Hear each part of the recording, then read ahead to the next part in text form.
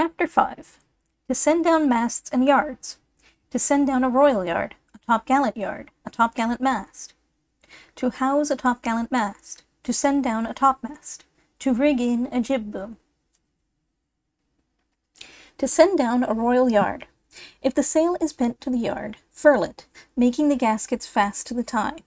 Cast off the sheets and clewlines, and make them fast to the jack. Be careful to unreeve the clewlines through the quarter blocks. Cast off the parrel lashing. Overhaul the tie a little, and stop it to the yard just outside of the quarter block. If stopped too far out, the yard will not hoist high enough to get the lower lift off.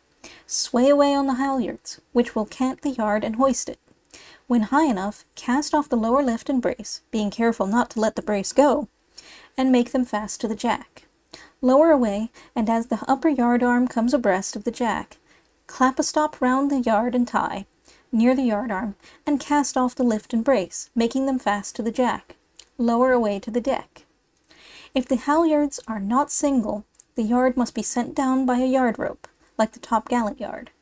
In some vessels, instead of making the sheets and clewlines fast to the jack, overhand knots are taken in their ends, and they are let go.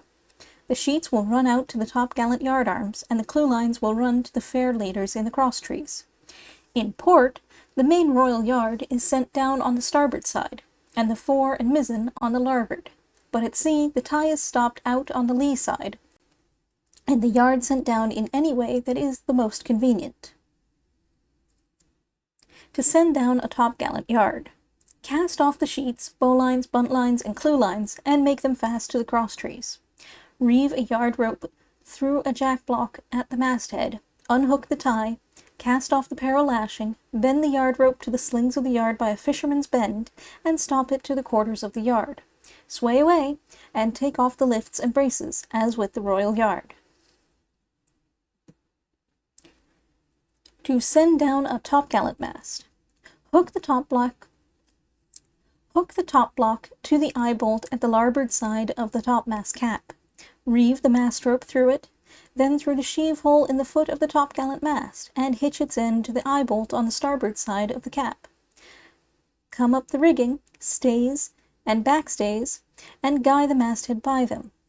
Hoist a little on the mast rope, and take out the fid. The fid should always be fastened to the cross trees or trestle trees by a lanyard.